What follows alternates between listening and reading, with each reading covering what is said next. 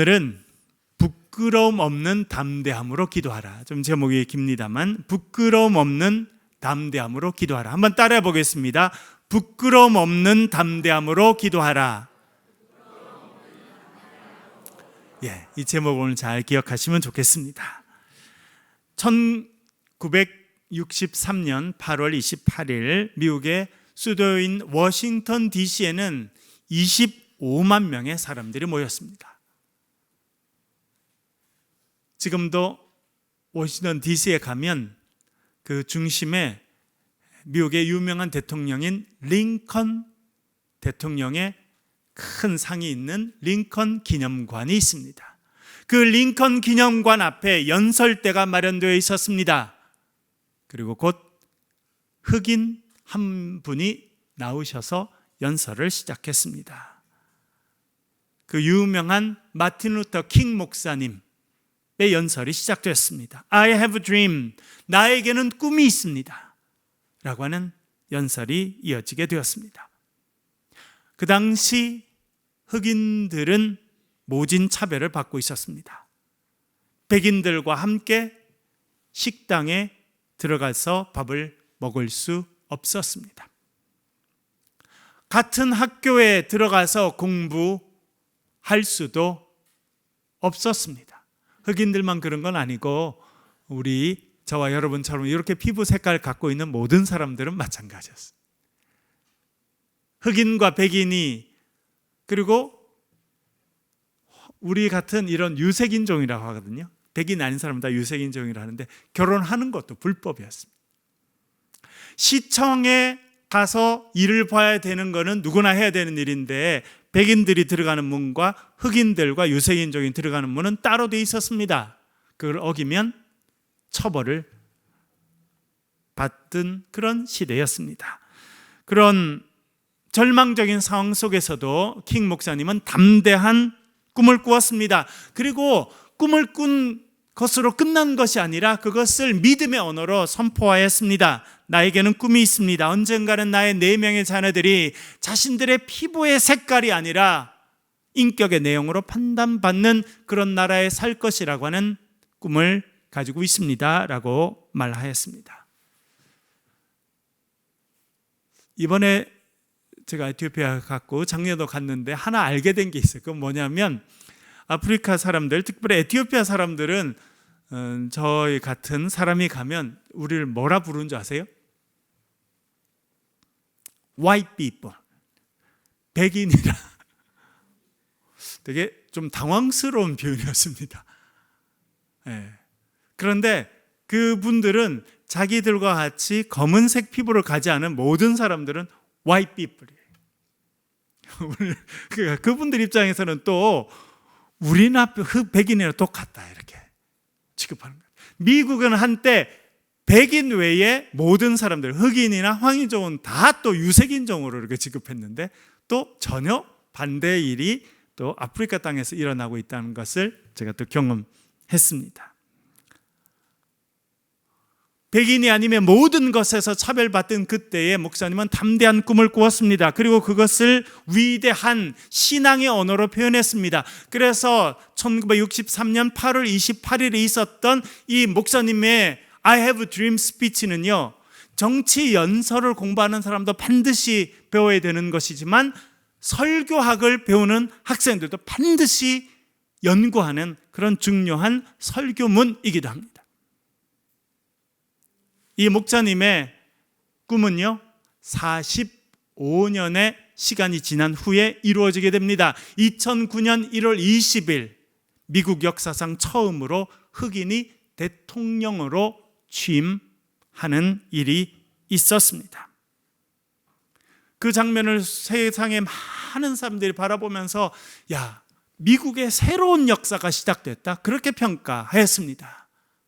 47살의 젊은 흑인 바락 오바마는 미국의 44대 대통령으로 선서하고 대통령이 되었습니다. 그런데 사실은 많은 사람들은 이미 저 사람이 언젠가 미국의 대통령이 될 것이다 생각했던 사건이 있었습니다. 2004년 7월 27일 날 있었던 연설 때문입니다. 미국의 동부에 있는 보스턴이라고 하는 곳에서 민주당 전당대회가 진행됐습니다. 둘째 날 저녁 43살의 젊은 그리고 유일한 흑인 상원 의원이 연설대 앞에 섰습니다. 그리고 그는 자신이 갖고 있던 담대한 희망에 대해서 이렇게 말합니다. 그것은 희망입니다. 삐쩍 마르고 웃긴 이름을 가진 그 소년이 가졌던 희망입니다. 그는 여러분 모바는 저도 직접 본 적은 없는데 키가 아주 훌쩍 크고 삐쩍 말랐거든요. 그리고 이름이 바락 오바마예요. 미국 사람들은 한 번도 들어본 적이 없는 이름을 갖고 있는 이 소년은 그래서 그 이름을 위해서 많이 놀림을 받았다는 겁니다. 그래서 자기 이야기를 하는 겁니다.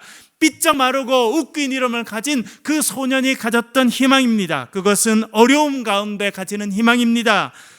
불확실성 속에서 가지는 희망입니다. 그것이 담대한 희망, the audacity of hope입니다. 이 희망은 하나님께서 우리에게 주신 최고의 선물입니다. 그리고 이 나라가 서 있는 기초입니다 라고 선언하였습니다. 제가 얼마 전에도 대학원 학생들 수업을 하면서 이걸 꼭 들어봐라, 여러분들 중에 관심 있으신 분 좀 들어보시면 좋을까 봐요. 물론 영어로 돼 있어서 목사님 영어를 잘 모르는데요, 그런데 여러분 그걸 들어보면 느껴지는 것이 있거든요. 43살의 삐쩍 마른 흑인 상원 의원 한 명이 연설을 하는데 많은 사람들은 그 안에서 그와 함께 그 나라에 대한 다음에 미국이 어떤 모습이 될 것인지를 꿈꾸게 됩니다. 그는 수많은 사람들 앞에서 흑인으로 태어나서 성장한 자기의 삶을 이야기합니다. 그리고 어떤 희망을 내가 갖고 있는지 그것을 담대하게 말합니다. 그것을 많은 사람들은 the audacity of hope, 담대한 희망의 연설이다, 그렇게 말하였습니다. 2년 후에 그 내용은 책으로 출판됩니다. 그리고 2년 후에 그는 미국의 대통령으로 당선되었습니다. 여러분들은 어떤 꿈을 가지고 계십니까? 우리나라가 참 어려운 것은 이제 꿈을 꾸기가 어려워졌다는 겁니다. 60년대, 70년대, 80년대 우리나라는 가난했습니다. 제가 에티오피아에 가서 시골에 갔는데 마음이 편하더라고요. 왜냐하니까 제가 어릴 때 살았던 모습이 너무 비슷해요. 화장실 새로 만들어줬는데 100m 밖에 있고, 화장실 걸어가느라 하늘을 바라봐야 되고 별이 보이고, 어려운 시대를 지냈지만요, 그때는 꿈이 넘치는 시대였습니다. 가능성이 많았습니다. 사람들이 뭔가 새롭게 시작하면 그것이 가능했습니다. 그러나 우리나라가 발전하게 됐습니다. 선진국에 들어가게 됐는데 오히려 젊은이들은요, 꿈을 꾸지 못하는 시대가 됐습니다. 많은 사람들은 우리 부모님은 집 한 채라도 가졌지만 나는 평생 내 이름으로 된 집을 가질 수 없다라고 하는 절망감에 쌓여 있는 것이 현실입니다. 어떻게 보면 1960년대 마틴 루터 킹 목사님이 겪었던 그 좌절과 절망감, 그것을 이 시대에 우리가 겪고 있는지도 모릅니다. 그래서 많은 사람들은요, 꿈꾸는 걸 포기했습니다. 여러분, 젊은이들은 5포 시대, 7포 시대를 살아갑니다. 결혼을 포기합니다. 집 갖는 걸 포기합니다. 그래서 연애도 포기합니다. 그래서 꿈을 갖는 것도 포기한다. 그런 시대를 살아가고 있습니다. 그런데 세상은요, 그렇게 현실을 바라보며 꿈을 접는 사람에 의해서 한 번도 바뀐 적이 없습니다. 이 세상의 역사, 하나님께서 이루시는 역사는요, 절망적인 상황 속에서도 백인과 흑인이 같은 문으로 들어갈 수도 없고, 같은 학교로 들어갈 수도 없고, 버스에 타면 앞자리는 당연히 백인들에게 양보하고 저 뒷자리로 물러가야 되는 그 시대 때 담대한 꿈을 꿨던 사람들에 의해서 역사는 바뀌어져 온 것입니다. 여러분, 우리나라가 쉽지 않은 시대를 살고 있습니다. 그러나 담대한 꿈을 가지실 수 있기를 간절히 바랍니다. 그것이 우리가 해야 하는 일입니다. 오늘 딴 데 가 있지 않고 예배당에 와서 찬양하고 말씀을 듣고 기도하는 저와 여러분들이 해야 될 일입니다. 암울한 시대, 일제가 와서 우리 모든 쌀을 다 빼앗아가고 이름을 다 바꿔버리고 우리 조상들이 썼던 언어로 말할 수 없도록 만드는 그 시대에도요, 교회 모임분들이 꿈을 꿨습니다. 희망을 이야기했습니다. 절망의 시대 가운데서도 희망을 이야기하는 분들이 교회에 있었어요. 그래서 우리나라가 지금까지 발전해 올 수 있었던 것입니다. 쉽지 않은 시대를 저와 여러분이 살고 있습니다. 그러나 여러분, 우리의 심령 가운데, 우리 입술 가운데 담대한 희망, 그 담대한 꿈이 있기를 주의 이름으로 간절히 축원합니다. 오늘 우리가 읽은 본문에 부끄러움 없는 담대함으로 라고 하는 표현이 있습니다. 읽어보겠습니다. 11장 8절 화면을 보면서 읽겠습니다. 시작. 내가 너희에게 말하노니 비록 벗됨으로 인하여서는 일어나서 주지 아니할지라도 그 간청함을 인하여 일어나 그 요구대로 주리라. 아멘. 어떤 분이 목사님, 그 성경 읽어봤는데요, 부끄러움 없는 담대함으로는 표현은 없는데요? 라고 하실 수 있습니다. 그렇죠. 우리나라 말로 번역된 성경에는 그 표현이 없습니다. 그런데 우리의 마음을 사로잡는 단어가 있죠. 그 단어가 간청함이라고 하는 단어입니다. 비록 친구됨으로 인해서는 일어나서 주지 않을지라도 그의 간청함으로 인하여서는 일어나서 원하는 대로 줄 것이다 말씀하고 있습니다. 이 간청함이라고 하는 단어가 부끄러움 없는 담대함으로 라고 하는 단어입니다. 어떻게 그렇게 되는지 좀 더 살펴보겠습니다.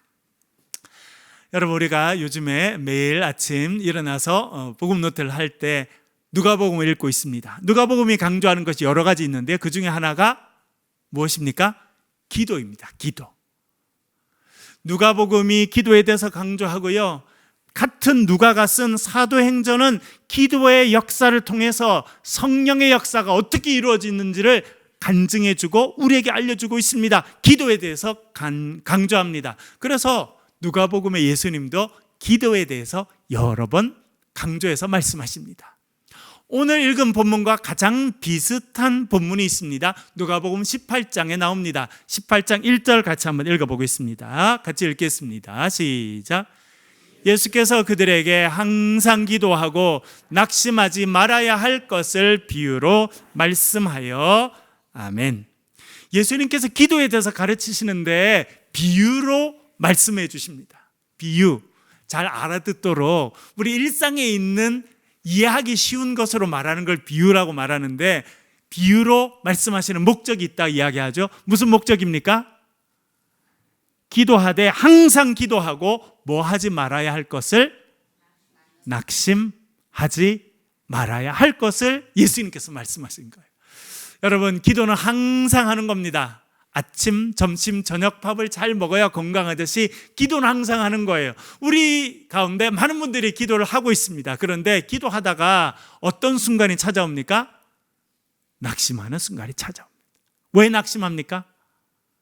내가 원하는 때, 원하는 방식으로 이루어지지 않기 때문에 낙심합니다. 저도 공군의 군종 목사를 마치고 큰 꿈을 가지고 미국에 유학 갔어요. 내가 가서 열심히 공부해서 박사학위를 받고 박사가 돼야지.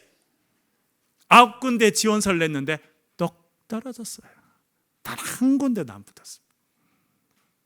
이번에도 지금 미국에서 유학하고 있는 제 제자 하나가 있는데 아주 똑똑한 학생이 우리나라에서 제일 유명한 고등학교 외고를 졸업했어요. 그리고 연세대학을 졸업하고 장신대 와서 공부를 하고, 그래서 그때 제 수업을 듣고 또 군목으로 가서 복무를 잘하고 제가 추천서를 써줘서 미국에 유학 가서 2번째 석사를 했어요. 이 친구가 너무너무 스페인어도 잘하고 영어도 잘하고 한국말도 잘하고, 그래서 막 처음에 제가 추천서를 써줘서 가서 이번에 박사과정을 지원했는데 뭐 교수님 어디서 연락이 와서 금방 될 것 같아요. 그래서 너무 잘 됐다 했는데 결국 똑 떨어졌어요.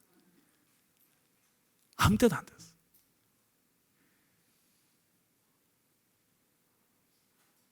이 친구도 얼마나 충격인지. 지난번에 몇 년 전에 여기 그 수요일 날 와서 그 공군에서 군종 목사하고 있는 제 제자가 와서 한 명 설교했죠. 그 애랑 같이 공부했거든요. 그래서 제가 그랬어요.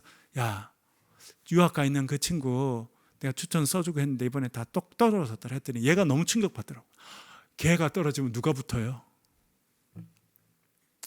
저도 나름대로는 똑똑하다고 생각했는데 똑 떨어지더라고요. 낙심이 될까요? 안 될까요? 낙심이 됩니다. 기도하지만 그것이 내가 원하는 때 내가 원하는 방식으로 이루어지지 않기 때문에 많은 사람들은요, 이까지구나 생각하게 된다는 거예요. 그래서 예수님께서 낙심하지 말아라 하고 비유로 말씀하십니다. 그리고 비유에 등장하는 사람이 있습니다. 재판장입니다. 그런데 성경이 뭐라 그러냐면 이 재판장은 하나님을 두려워하지 않고 사람은 무시하고 살아간다. 재판장. 그런데 이 재판장에 찾아온 사람이 있었습니다. 과부였습니다. 여러분, 그 시대나 지금이나 가난한 집에 남편이 없이 살아가는 여성 과부는 가장 약자입니다. 그런데 이 재판장은요, 하나님도 두려워하지 않고 사람들도 무시하고 살아갑니다. 그런 재판장에게 과부가 찾아옵니다. 재판장님, 억울한 일이 있습니다. 답답한 일이 있습니다. 제 힘으로 해결할 수 없습니다. 그것이 얼마나 큰 상처가 됐는지 제 마음에 원한이 되었습니다. 저의 원한을 풀어주십시오라고 말합니다. 그럼 참 재밌는 것은 원한이라고 하는 단어 있죠. 그걸 우리가 뭐라 그럽니까? 한이라고 하죠. 한. 한은 지금 아주 유명한 사전에도 전부 다 한 HAN으로 쓰여져 있습니다. 왜? 딴 단어로 표현할 방법이 없어서 우리나라가 가지고 있는 말하는 한이라는 단어는요, 그래서 전부 다 HAN, 한이 됐어요. 이번에 보니까 김밥도 미국에서는 전에는 스시라고 표현했는데 지금은 다 김밥이라고 표현하는데요. 한이 뭡니까 여러분? 뭐가 한이에요 여러분? 온열에 서리를 내리게 하는 게 한입니까? 뭐가 한입니까? 마음에 상처가 있는데 그 상처가 해결되지 않고 쌓이면 그것이 한이 되는 거예요. 한이 된 일이 있는데 풀어달라 그렇게 말합니다. 그러니까 제사장이 쳐다보지도 않았죠. 그런데 이 여성은 어떻게 했다는 겁니까? 매일 찾아가, 매일 딱 제가 보니까 그 시간에 늘 찾아가는 거예요. 여러분, 재판장이 만나 줬겠습니까? 안 만나 줬겠습니까? 안 만나주죠. 재판장 정도가 되면 자기뿐만 아니라 비서도 있고 지켜주는 사람도 있었을 거니까 그래서 못 들어오게 했을 거예요. 그런데 위에서 보는 거죠. 딱 매일 그 시간에 되면 누가 오는 거예요? 그 과부가 와서 찾아와서 밖에 소리치는 겁니다. 재판장님, 저의 억울함 풀어주세요. 그러면 사람들이 아이고 시끄럽게 하지 말고 가세요. 갔는데 그 다음날 또 오고 그 다음날 또 오고. 그래서 재판장이 이렇게 했다는 겁니다. 우리 5절 말씀 화면을 보면서 읽어보겠습니다. 같이 읽겠습니다. 시작. 이 과부가 나를 번거롭게 하니 내가 그 원한을 풀어주리라. 그렇지 않으면 늘 와서 나를 괴롭게 하리라 하였느니라. 아멘. 그는 하나님을 두려워하지 않습니다. 아나무인, 사람도 무시합니다. 그런데 무시할 수 없는 일이 생긴 거예요. 이 여인이 매일 찾아오는 겁니다. 그래서 이 강팍하고 교만한 제사장, 이 재판장도 결정했다는 겁니다. 내가 풀어주고 말아야겠다. 안 그러면 내가 힘들어서 안 되겠다라고 예수님께서 비유로 말씀하셨습니다. 예수님 하신 말씀이에요. 기도 한두 번 하고 안 된다고 절망하지 말라는 겁니다. 삶이 어려우니까 그만둬야지 그렇게 하지 말고 꿈을 갖고 믿음을 갖고 끊임없이 기도해라. 그렇게 알려주고 있습니다. 그 비유의 말씀을 하신 주님께서 오늘 본문에도 보면 기도에 대한 비유의 말씀을 해주고 있습니다. 친구 이야기입니다. 한 마을에 누가 살고 있었는데요, 밤 늦은 시간에 멀리 살던 친구가 문을 톡톡 두드린 거예요. 문을 열어보니까 오래전에 만났던 친구인데 찾아온 거예요. 저도 여러분 지난주에 초등학교 친구 만났어요. 32년 만에 얼굴 봤습니다. 엄청 반가웠어요. 밤늦게 친구가 찾아온 겁니다. 그러니까 보니까 멀리서 온 것 같고 지치고 힘들고 배고프고 뭔가 인생에 큰 어려움을 가진 이 친구가 집에 찾아온 겁니다. 그래서 문을 열고 맞아 주었습니다. 그렇게 멀리서 온 사람을 맞아주는 것을 뭐라 말하냐면 환대라고 말합니다. 환대. 여러분, 우리나라도 예전에 밤늦게라도 손님이 찾아오면 집으로 맞아줬습니까? 맞아주지 않았습니까? 맞아줬죠. 여러분, 이스라엘 땅이나 이 아랍 지역에는 이것이 오랫동안 아주 중요한 문화였습니다. 아무리 모르는 사람이라도 우리 집에 찾아온 사람은 맞아준다. 제가 신학대학원 다닐 때 고고학 발굴하러 갔습니다. 이스라엘에. 그래서 월요일부터 금요일까지는 새벽 5시 일어나가지고 가서 땅 파는 거예요. 고고학 발굴. 근데 주말에는 쉽니다. 그래서 주말에는 여행도 다니고 했는데, 한 번은 지금은 경기도 광주에 있는 서울장신대학교 고고학 교수가 있어요. 강후구 박사라는 분인데, 저랑 둘이 이번에는 우리가 사마리아에 가보자 그렇게 했어요. 사마리아. 그래서 저희들이 있던 곳에서 나와가지고, 그래서 사마리아라고 하는 북이스라엘의 수도였잖아요. 지금 폐허가 됐습니다. 그 길 찾아갔어요. 근데 이스라엘이 지금도 여러분 전쟁을 보시면서 아시다시피 유대인들이 사는 지역과 아랍인들이 사는 지역이 달라요. 그리고 아랍인들 사는 지역에는 버스가 안 다닙니다. 그때도. 그래서 할 수 없이 8명 타는 택시를 타고 이제 가야 되는 거예요. 그래서 우리가 아랍인들 사이에 껴가지고 택시를 타고 가서 사마리아를 잘 봤습니다. 근데 이제 나오니까 택시를 잡아야 되는데 택시가 없잖아요, 이제는. 그래서 어떻게 해야 되나 하는데 트럭이 지나가요. 우리가 막 손을 흔들었죠. 그랬더니 큰 트럭이 딱 섰어요. 문을 열어준 거예요. 타라고. 타고 보니까 한 20대 중반쯤 되는 아랍인 청년 운전 트럭 기사인 거예요. 그래서 탔는데 여러 가지 이야기를 했죠. 짧은 영어로 서로. 그랬더니 너무너무 반갑다는 거예요. 그러면서 막 이야기를 했는데, 자기가 어디 가는 길까지 우리 데려달라 했더니 데려다 주겠다는데, 뭐라 그러냐면 가는 길에 자기 집이 있는데 가서 차 한잔 하겠냐는 거예요. 가겠다고 그랬죠. 그거 갔어요. 그랬더니 여기 이제 다 얼굴이 이렇게 가린 그 아랍 이제 엄마, 남동생, 여동생 이런 사람이 있는데 얼마나 잘해주는지. 그때 제가 이게 환대구나. 우리는 피부색도 다르죠. 완전히 다르게 생긴 사람이고 예약도 없이 그냥 찾아간 집인데 너무너무 따뜻하게 맞아줬습니다. 환대. 이 친구가 밤에 온 친구를 그렇게 환대해 준 겁니다. 그래서 발을 씻도록 해주고 손을 씻게 해주고, 이 배고픈 친구를 먹이려고 했는데 뭐가 없습니까? 아무것도 먹여줄 게 없어요. 그래서 그가 일어나서 마을에 들어가서 또 다른 친구에게 찾아갑니다. 똑똑똑 두드리고 그렇게 이야기합니다. 미안하네 친구, 밤늦게 나의 친구가 멀리서 찾아왔는데 내가 먹일 것이 없어서 그러니까 떡 3덩이만 빌려주시게 라고 그렇게 말한 것입니다. 그리고 이렇게 말씀합니다. 7절 말씀 읽어보겠습니다. 같이 읽겠습니다. 7절 읽겠습니다. 시작. 그가 안에서 대답하여 이르되 나를 괴롭게 하지 말라. 문이 이미 닫혔고 아이들이 나와 함께 침실에 누웠으니 일어나 내게 줄 수가 없노라 하겠느냐. 아멘. 문을 똑똑똑 두드리는 거예요. 지금 밤에 한 11시, 12시 이렇게. 지금은 여러분 11시, 12시가 그렇게 어둡지 않습니다만, 예전에 시골에 살 때는 다 9시쯤 다 잤잖아요, 불 끄고. 그러니까 밤늦게 벌써 잠이 들었는데 막 이제 잠이 드는 그 순간인데 문을 두드린 겁니다. 그랬더니 친구가 안에서 이야기를 한다는 거예요. 친구, 나 좀 괴롭히지 말게. 그렇게 이야기했다는 거예요. 그러면서 괴롭히지 말아야 될 이유를 3가지 이야기했습니다. 첫 번째 뭡니까? 문이 이미 닫혔어요. 무슨 뜻입니까? 영업 끝났다는 거예요. 오늘 할 일 끝났다는 거예요. 나도 오늘 낮에 가서 땡볕에서 일하고 애쓰고 수고하고 이제 밥 먹고 문을 다 닫고 쉴 시간이 됐기 때문이다. 그렇게 말해주고 있습니다. 문이 닫혔다라고 하는 것은 이제 그때 해야 될 일이 끝났다는 것을 의미합니다. 두 번째, 아이들과 함께 침실에 누웠다. 그렇게 말해주고 있습니다.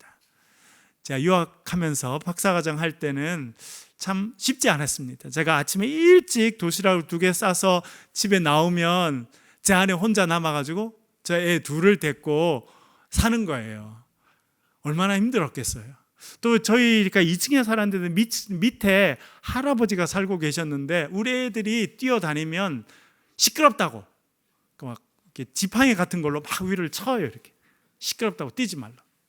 우리나라는 콘크리트로 돼 있는데 미국의 많은 집들은 그냥 나무로 돼 있거든요. 그러니까 얼마나 제 아내가 힘들었을까.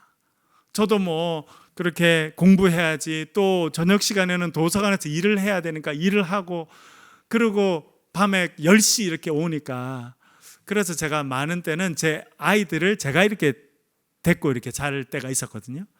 예, 그렇게 저도 지치고 애들도 지치고 그러니까 밤에는 안 건드리면 좋겠는데, 그럴 때 누가 와서 일어나서 도와달라고 하면 얼마나 힘들었겠어요. 그래서 아이고 우리 애들이랑 지금 누웠으니까 못한다. 3번째는 뭐예요? 불편함을 감수해야 된다는 거. 왜냐하면 지금 이 친구 집은 빵이 있는데 그게 내일 아침에 먹을 거일 가능성이 많거든요. 그리고 가난한 집에는 늘 풍성하게 뭘 만들어 놓는 것이 아니라 그거를 주면 내일 아침에 일어나서 또 방아를 찧어가지고 또 가루를 만들어서 빵을 만들어야 되니 얼마나 힘든 일입니까? 불편하다는 거예요. 그런 이유로 거절할 수 있었다는 것입니다. 그런데 예수님이 이렇게 말씀합니다. 8절 다시 한번 읽어보겠습니다. 8절 같이 읽겠습니다. 시작. 내가 너희에게 말하노니 비록 벗됨으로 인하여서는 일어나서 주지 아니할지라도 그 간청함을 인하여 일어나 그 요구대로 주리라. 아멘. 2가지가 나오죠. 2가지가 대조시키고 있습니다. 무엇입니까? 첫 번째는 벗됨으로 인하여, 2번째는 간청함으로 인하여입니다. 대조되는 거예요. 예수님 말씀하십니다. 친한 친구라고 하는 이유로는 일어나서 주지 않는다는 겁니다. 그런데 더 중요한 이유가 있습니다. 반드시 일어나서 요구들을 해야 될 이유가 있는데 그것이 뭐라고 말합니까? 그 간청함으로 인하여입니다. 우리나라 말 성경에 간청함으로 번역된 헬라어 단어가 있습니다. 아나이데이아라는 단어입니다. 아나이데이아. 아라는 단어가 앞에 들어가면요, 헬라어인 경우에, 모든 경우는 아니지만 많은 경우는 부정을 나타냅니다. 부정. 여러분 여기서 사회학을 공부한 분 있는데 아노미 현상 들어보셨어요? 아노미. 옛날에 학교 다닐 때 아노미. 뭡니까? 노미는요 도덕적이라는 뜻이거든요. 노미. 그런데 아가 붙으면 도덕이 무너지고, 그래서 사회 규범이 없어져서 사회가 혼란스러운 사회가 된 것을 아노미라고 말합니다. 아자가 들어가면 부정이 되는 것이 영어에도 영향을 미쳤어요. 아나이데이아는 무슨 뜻이냐면 부정적인 단어인데요, 사실은 부끄러움이 없다는 뜻이에요. 부끄러움이 없다. 밤에 와서 문을 두드릴 때는 좀 부끄러워하고 아유 좀 쭈뼛쭈뼛 이렇게 해야 되는데 그게 아니라 마치 뭔가 맡겨놓은 것처럼 너무 당당히 말하는 것을 아나이데이아라고 이야기했습니다. 부정적인 의미로는 부끄러움이 없다는 뜻이고요, 그것을 긍정적으로 말하면 담대하다라고 하는 뜻입니다. 이 단어를 영어로 찾아보니까 audacity라고 하는 단어입니다. 좀 어려운 단어죠. audacity. 이 단어는 아까 말씀드린 오바마라고 하는 이 흑인이 미국의 대통령이 되면서 그의 책이 전 세계에 팔려갔습니다. 그 책 제목이 The Audacity of Hope, 담대한 희망이라는 거예요. 그래서 이 단어가 유명하게 알려지게 되었습니다. 오늘 본문 예수님께서 말씀하시는 겁니다. 담대함, 부끄러움이 없는 담대함으로 간청하라, 그렇게 말씀해 주고 있습니다. 여러분, 부끄러움 없는 담대함으로 주님 앞에 기도하는 그런 믿음의 사람들이 되실 수 있기를 간절히 바랍니다. 근데 여러분 여기서 주의해야 될 게 하나 있어요. 부끄러움 없이 담대함으로 기도하라 했으니까 이제 내가 부끄러움 없이 담대히 기도해야지, 그렇게 결단하면 좋은데요, 여기서 조건이 하나 있습니다. 이 친구는 누굴 위해서 지금 부끄러움 없이 담대하게 요청하고 있는 겁니까? 친구 위해서. 어떤 친구입니까? 먼 길에서 찾아와서 외롭고 지치고 배고프고 이 저녁에 당장 먹이지 않으면 생명이 위험할 수도 있는 그 친구를 위해서 드리는 기도, 그 간청이 부끄러움 없는 담대함으로 하는 겁니다. 여러분, 성경을 잘 이해하실 수 있기를 바랍니다. 예수님은요, 네가 많은 걸 가졌는데 더 많은 걸 가지기 위해서 부끄러움 없는 담대함으로 요청하라, 그렇게 말씀하신 것이 아닙니다. 제가 목회해 보니까 어떤 사람은 진짜 부끄러움도 없어요. 많이 가졌어요. 하나님 은혜를 많이 누리고 살아가는데 더 많은 걸 갖겠다고 부끄러움 없이 말하는 사람이 있더라고요. 진짜 좀 부끄러워야 된다, 그렇게 생각했어요. 제가 아는 어떤 분은 그래요. 목사님, 맨날 일이지만 제가요, 우리 아들 대학 보내려고 어떤 사람한테 돈 주고 곡 받아서 곡 연습시켜서 대학 붙였다는 거예요. 제가 충격받았어요. 이 정도 이야기면 평생 부끄러워서 말 못하지 않나? 이분은 좀 부끄러움을 아시면 좋겠다 하는 생각을 제가 하게 됐어요. 여러분. 그럴 때 사용하는 단어가 아닙니다. 여러분, 제가 우리 교회에 여러분들과 함께 참 좋은 교회를 시작해서 지금까지 은혜 가운데 있는데, 제가 한 번도 어떤 일을 위해서 헌금해 주십시오라고 이야기한 적은 없었는데 작년에 딱 한 번 있었죠. 어떤 일을 위해서요? 게넷부샤 교회 프로젝트를 위해서 제가 말씀드렸어요. 제가 가보니까 그 가난한 사람들이 모였는데 그래도 제법 교인들은 많아요. 그래서 새로운 예배당을 짓겠다고 그래서 헌금을 하고 애써서 기초를 놓고 기둥까지 세웠는데 우크라이나 전쟁이 터져서 물가가 3배, 4배가 되니까 감당할 수 없는 거예요. 많은 사람들이 그 가운데 기도하고 있다는 것을 제가 느끼게 됐습니다. 그래서 제가 와서 여러분들께 부탁드렸죠. 우리가 같이 기도합시다. 헌금을 해서 그분들이 이 예배당을 완성할 수 있도록 그렇게 합시다라고 말씀드렸고, 여러분들 정말 열심으로 참여해 주셨습니다. 이번에 제가 그 결과를 눈으로 보고 오게 됐습니다. 하나님께서 우리의 헌금을 기쁘게 받으셨다는 것이고, 그것을 기쁘게 그것이 기쁘게 활용되도록, 그래서 그 교인들이요, 꿈과 희망이 가득 차 있어요. 하나님께서 우리의 기도를 들으시는구나, 우리에게도 내일의 희망이 있구나. 그러니까 그 지역에 있는 시장도 와서 예배드리고, 그 지역에 있는 신학교 학장님 말씀드렸죠. 목사님, 새창조교회는 예배당만 지어준 것이 아니라 이분들에게 꿈과 희망을 주었습니다라고 이야기하는 거예요. 제가 이번에 깨닫게 됐어요. 죽어가는 사람, 정말 큰 어려움에 있는 그 사람을 위해서는 부끄러움 없는 담대함으로 기도하라 말씀하시는구나. 여러분 주위에 우리 교인들 가운데도 큰 어려움을 겪고 있는 분이 있습니다. 혼자 힘으로 해결할 수 없는 어려움을 겪는 분이 있어요. 그분들을 위해서 기도할 때 부끄러움 없는 담대함으로 기도하라 우리에게 말씀하시는 것입니다. 그러면 하나님께서 우리의 기도를 들으시고 생명의 역사, 기적의 역사를 우리의 삶에 허락해 주실 줄로 믿습니다. 이 일에 쓰임받는 저와 여러분 되시길 주의 이름으로 간절히 축원합니다.